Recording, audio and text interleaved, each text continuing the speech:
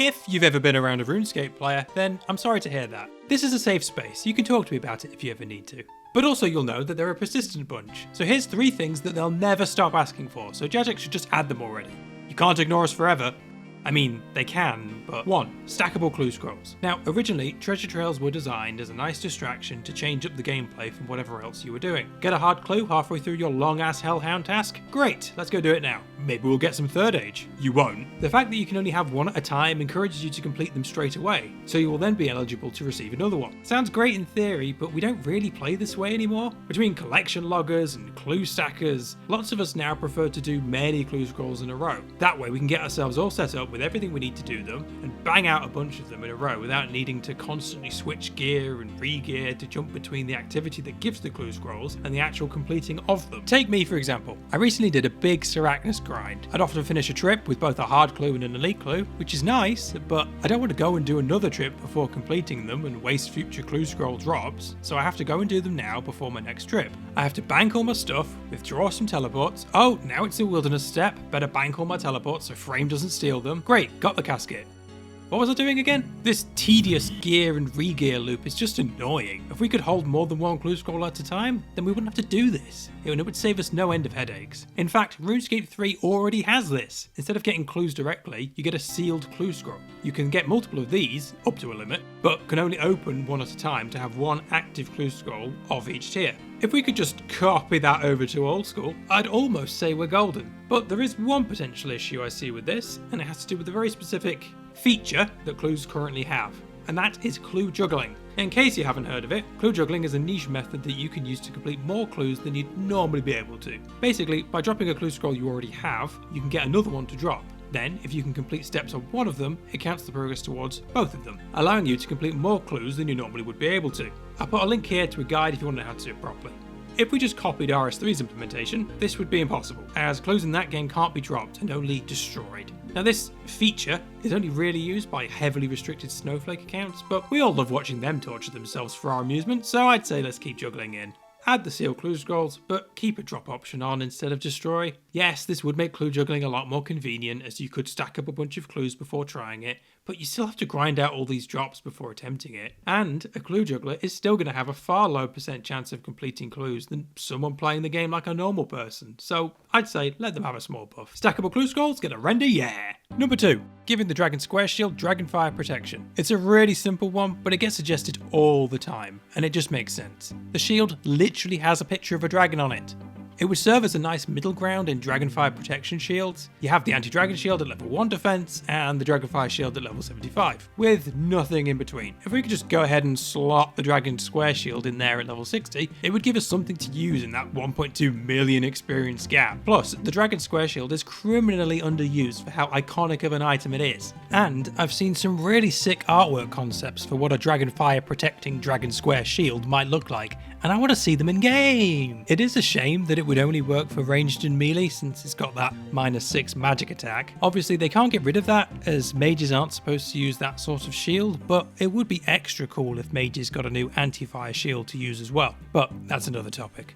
So, make dragon equipment great again. That's another render, yeah. And for number 3, it's one of my all-time favourite minigames, Stealing Creation. I did originally all the way back in 2008. It's in that group of classic minigames that everyone constantly asks for, along with Fist of Gothics and Soul Wars and...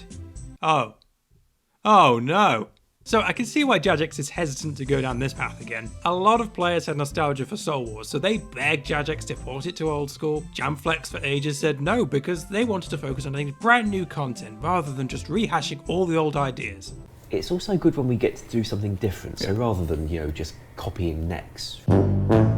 But I guess they ran out of new ideas because Soul Wars came to old school. But this wasn't going to be like the old version. Oh no, this was going to be a brand new, improved version designed to fix things like the rampant botting the old version had, and overall be more fun to play. So how is Soul Wars looking in old school today? It's played by almost no one except an army of mostly bots.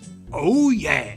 I think we can blame nostalgia for this one. Now, I'll admit, I was never much of a Soul Wars fan back in the day. My childhood memories of it consist of getting repeatedly spawn camped by some Ice Barrage Andy, but a lot of my friends back then who were more PvP inclined did really enjoy it, and as a Stealing Creation enjoyer, I can totally see the appeal of bringing back these old minigames. But I think we have to be realistic about our motives for playing these days. We do content to get stuff. If something gives good stuff, we'll do it, even if it's not fun. And if it gives bad stuff, we won't bother, even if it is fun. Back in the day, our goals were really different. We would just log in and do whatever sounded the most fun at any given moment. Your friends are doing Soul Wars? Cool, sign me up. Dance party at the GE? Sure, I'm down. But if you ask the average old school player today what they're doing with their playtime, they'll give you a whole list of goals and numbers. There's nothing wrong with this, it's just a sign that we've all grown up. What we find rewarding has changed a lot in 14 years. We just have to be honest with ourselves and admit that we're not going to play content unless the rewards are good. The old Soul Wars gave you Slayer experience, summoning charms, and even easy to access pets. Obviously none of that would fly in old school today, so instead we got a reward pool of PvP items you can already get elsewhere, imbues that you can also get elsewhere, a box of money which can be a decent GP maker but it's easily outclassed by basically anything else. The Soul Cape, which costs more points than most people will be willing to grind for, and has a very minor niche use at best anyway. A pet, which again takes too long for most people to try and go for, and this thing. Add that all together and the average player has basically no reason to go to Soul Wars. Nostalgia be down. So why do I talk about all this? Well, to pad the video out. But also because Stealing Creation could easily fall into the same trap. The rewards focused around gaining boosted experience by buying clay tools that you could then use for a limited time to gain extra experience. Boosted experience is sort of a dirty word these days, so I highly doubt these would be welcomed with open arms. Side note, Stealing Creation tools were never the fastest way to level skills. The extra XP gained from the tools was balanced against the time it took playing the minigame to acquire them in the first place. They were mostly used to reduce the cost of expensive skills like construction or crafting, but it was always faster to just spend more money and train those skills flat out rather than wasting time in Stealing Creation. Regardless, I think boosted experience is something that today's RSRS players wouldn't be too fond of, even if it's not based completely on sound logic. Respecting player sentiment is important. So, if you can't give out XP boosting tools, what the heck do you give out? I don't know. I literally have no idea. And Jagex probably doesn't either, which I would guess is why they have yet to float the idea despite its repeated support on Reddit threads. People do Wintertod because it's the best way to train fire making. They do Guardians of the Rift to train runecraft and to get the outfit. They don't do Soul Wars because why the hell would they? I loved Stealing Creation, but I'd hate to see it in the same state as Soul Wars or, God forbid, Trouble Brewing. While I did genuinely enjoy the gameplay of it, and I'm sure many others did too, that's just not enough these days. We need rewards, and without the easy answer of tying it to become the best training method for some skill, don't do that. Coming up with rewards that are worth grinding for, but also fit into the wider game and the theming of the minigame itself is really hard. I do hope they figure it out one day, because I would like to play it again, but there's a lot to figure out. So we'll call this one a render maybe. I promised you 3 things, and you have now received them. I hope they were everything you imagined they would be. If you like stuff like this, make sure you click the buttons to make the numbers go up, and I'll maybe make more. But that's all I've got for you today. So, peace.